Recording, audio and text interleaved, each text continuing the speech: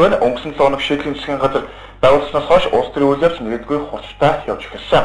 Тодорхой шийдвэрт улс төрийн намууд нэгдэж ажиллаж байгаа энэ асуудалд улсын их хурлын зарим гишүүд шүүмжлэлтэй хандаж байгаа. Харин бие даашчдын хувьд сөрөг хүчин болж ажиллана гэдгээ мэдэгдээд байгаа. Харин тэд мөн ойлгохын хувь эзэмшлийн асуудал дээр хатуу байр суурьтай байна гэдгээ өнөөдөр онцлог хэллээ. Өнгөрсөн 7 хоногт улсын их хурлаас шийдлийн засгийн газрын техникийн сайд нарыг томилоод байгаа. Энэ засгийн газар улсын их хурлуудтай бүх намууд нэгдэж орсноо нь олон талын шүүмжлэлийг дагуулж байна. Учир нь өнгөрсөн хугацаанд Монгол Ардын нам алс нам нэгдэж ажиллаж байхдаа ууларх болон томоохон байдлуудаа хувааж ойлгон гэрээг Монгол бус өөрсдөө ашигтай гэрээ байгуулсан гэд олон сөргүүлүүдийг гаргаж байсан.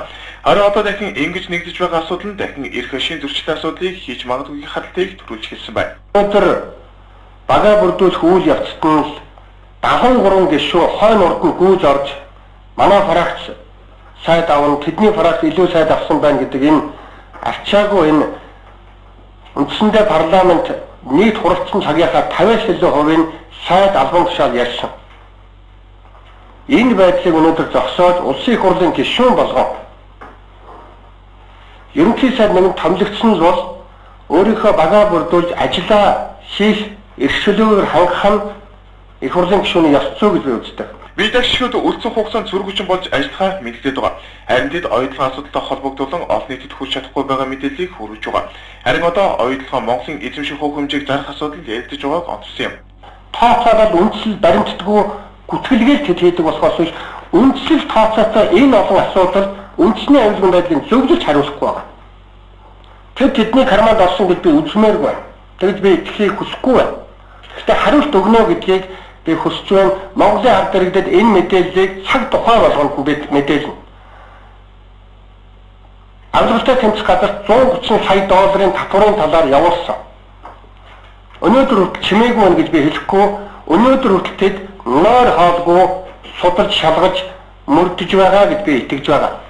Энэ болгондоо одоо бие даасан зөвлөс байнга ард иргэдэд мэдээлэх нь бидний ажил. Энэ бол мянган сургууль цэцэрлэг больниц аюу толгой явдгаараа явж байгаа. Энэ 7 хоногт улсын их хурлаас төсвийн тодтолцоог хийж эхэлнэ. Учир нь өнгөрсөн хугацаанд засгийн газрын бүтэц бүрэлдэхүүн өөрчлөлт олсонтой холбогдуулан 2010 оны төсөв тодтол хийж эхэлсэн юм. Энэ асуудалтай холбогдуулан хуучин засгийн газар төсөвтэй анхаарч ажиллахгүй албан тушаалын төлөө төсөв болж явсан талаар шүүмжлэлээ. Өшөөл бас хэмнэлтийн горонд шилжих шаардлага байна. Гэхдээ энэ одоо нэгдсэн намууд маань яг чин сэтгэлээсээ бол хэмнэлтийн гормоор ажиллая гэсэн тийм зорилго байхгүйсэн гэдэг нь бол одоо харагдаж байна. Та бүгд харалда. Өнөөдөр ахаад нөгөө бялууга хаваагаад дид сайдаа яриа сууж тийм ээ. Эднийг тийм ярьсан бол одоо бие үнэлээгээд бүр сүйд болно шүү дээ. Өөрөөсөө бол одоо ярьж болж шүү дээ. Энэ ямыг би авлаа гэл ингээл тэр дид сайдыг би авлаа гэл ичгнүүргүй ингэж ярьж шүү дээ. Уг нь бол дид сайдыг цомгох хэрэгтэй байсан. Та бүхэн мэдэж байгаа. Бид нар 2015 оны төсвийн одоо төслийг боловсруулж батлахдаа болоод дид дарга нарыг цөөсөн тийм ээ. Нэлээд дид дарга нарыг цөөсөн. Бараг нэг энэ хүрээнд бол одоо ер нь боломжтой гэж үзсэн бүх дид дарга нарыг бол орлогч дарга нарыг өөрчилсөн. Гэтэл нөгөө дид сайдыг өөрчилж чаддаг.